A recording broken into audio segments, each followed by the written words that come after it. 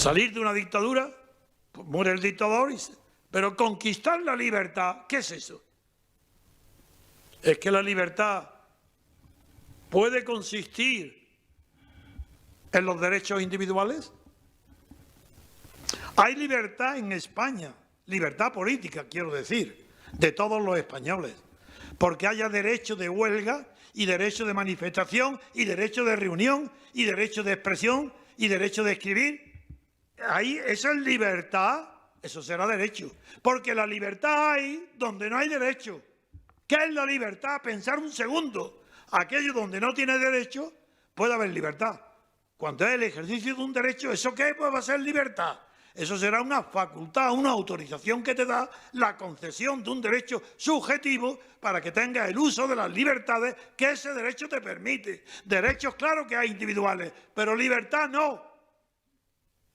La razón es muy sencilla.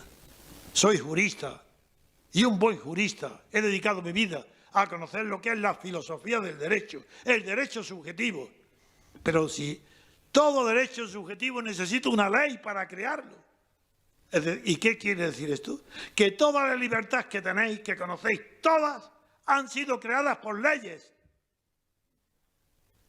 Tenéis la libertad que os da la ley. ¿Qué quiere decir eso? Que el mismo que hace la ley la quita. La libertad que tenéis no es permanente. Se puede quitar en un segundo y no pasa nada, porque no tenéis vuestras libertades no tienen fundamentos. Están solamente basadas en derechos. Y esos derechos, los únicos que duran son los tradicionales. Por ejemplo, derecho de propiedad, derecho de arrendamiento, pero derecho de reunión, manifestación, los derechos que se llaman políticos, que son subjetivos, eso igual que se dan, se quitan. Es que en España ha habido algo superior a los derechos individuales que ha concedido, ha dado esos derechos y que como es superior no los puede quitar. Imposible. ¿Por qué tengo la absoluta certeza? Y no me tomáis por una arrogancia. Lo mismo que soy modesto para decir con humildad aquello que me afecta, también tengo la seguridad en mí mismo para deciros que dentro de 100, 200, 300 y 500 y 1000 años se hablará de mí.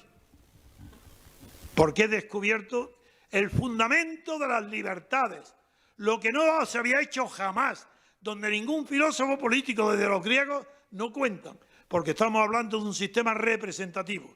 Pues bien, desde Roma y Grecia hacia acá, no ha habido un solo pensador en el mundo que haya sabido definir lo que es la libertad y, sobre todo, la naturaleza y los fundamentos de la libertad. Y yo lo encontré. ¿A fuerza de qué? De sufrimiento, de difamaciones, a fuerza de postergación y de no parar de meditar en cuál es la naturaleza de la libertad. ¿Qué es la libertad? Es llegando al meollo, a la esencia de las cosas, como se puede llegar a conocer sus efectos. Y nosotros la libertad la conocemos por sus efectos, pero no por su naturaleza. ¿Qué es la libertad? Pues lo que no es derecho. Donde hay derecho ya no hay libertad, ya es derecho. ¿Eso qué tiene que ver con la libertad? Yo lo que busco es el fundamento de los derechos. Es decir, de las libertades individuales o personales. Eso es claro que existe. En las dictaduras no, algunos sí, otros no. Los políticos no, en las dictaduras. Pero en las oligarquías de partido, ¿y qué es España? Un sistema, un régimen de poder político que ha sustituido el movimiento del que era ministro Suárez en vez de un solo partido, ha admitido que haya varios.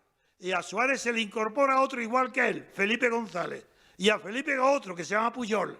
Y a ellos otro que se llama Santiago Carrillo. Cada uno exactamente igual que el Estado de un solo partido, igual que la dictadura. ¿Y esto cómo se llama? Oligarquía de partidos, pura y llanamente. No tiene nada que ver con la democracia. ¿Que hay corrupción? Por supuesto que la hay. Y esa es la prueba de que no hay democracia. ¿Por qué yo lucho contra todo ello? Porque hace tiempo que descubrí la hermosura de las libertades personales. Pero cuando vi la facilidad con la que después de Franco se suprimen, no que suprimen, que no hay libertad. ¿Dónde está la libertad? ¿Es que acaso en España hay una televisión que me da mi cabida? ¿O una prensa o un periódico? Jamás.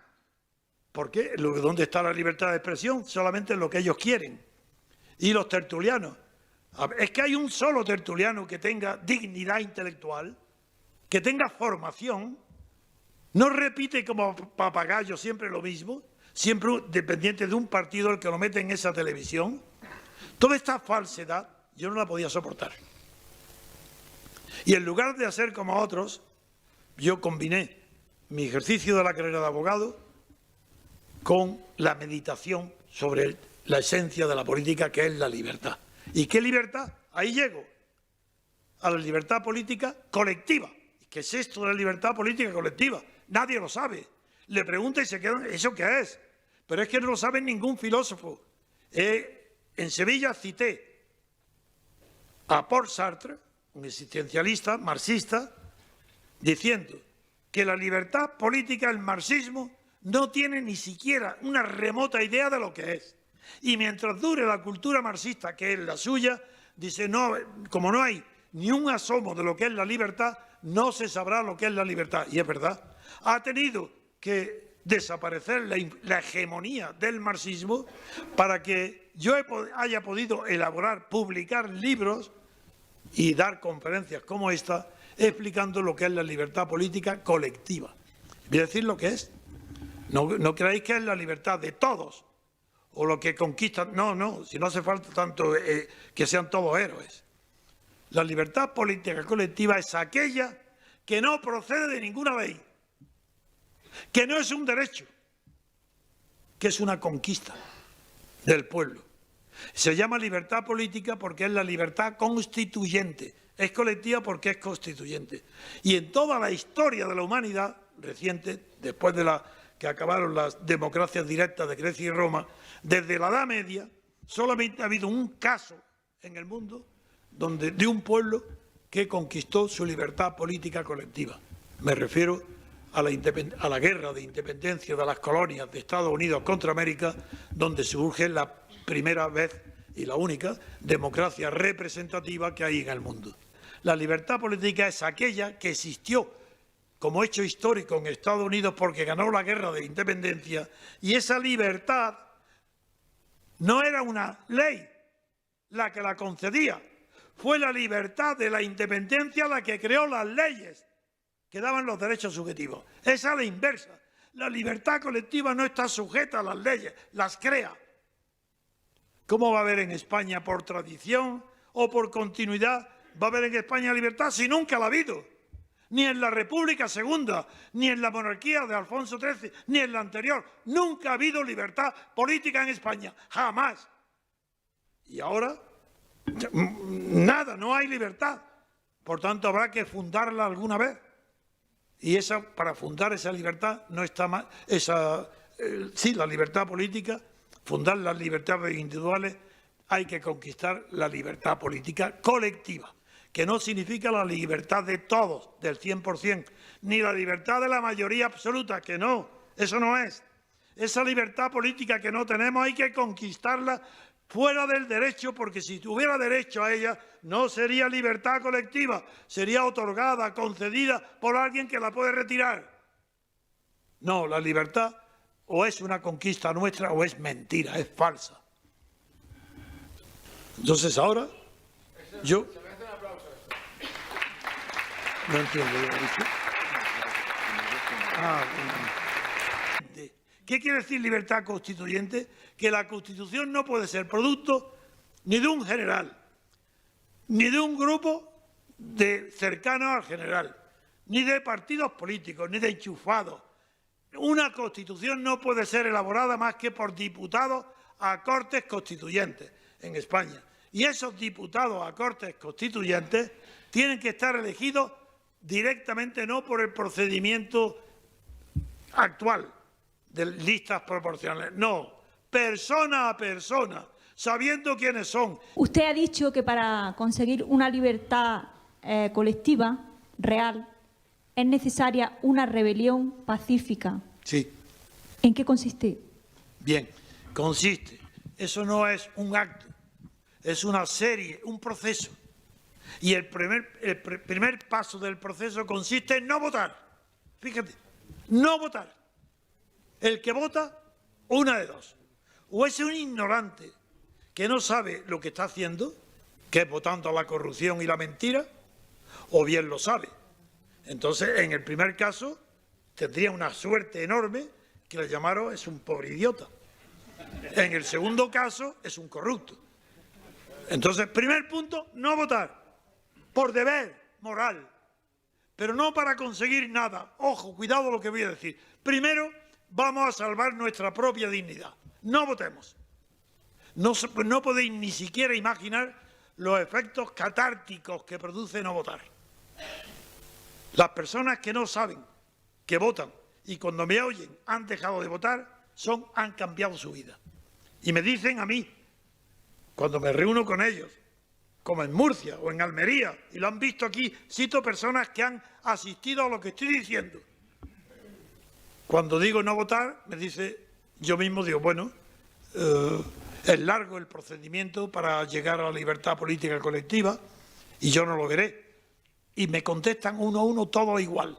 Don Antonio, nosotros ya hemos triunfado, porque nuestra vida ha cambiado 180 grados desde que sabemos por qué no votamos y porque sabemos a dónde puede conducir no votar. Han adquirido el dominio de sí mismos, el control de su indignación. No están indignados. Ya no hay peligro de que vayan a otros Podemos, porque no están indignados, porque conocen las causas que lo hubieran indignado y al conocer las causas se han liberado.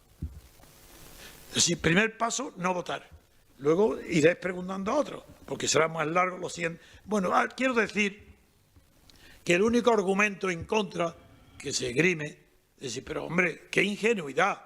Estos señores, este gobierno, estos partidos, si les da igual, le votamos con que le vote su familia y algún corrupto socio de él.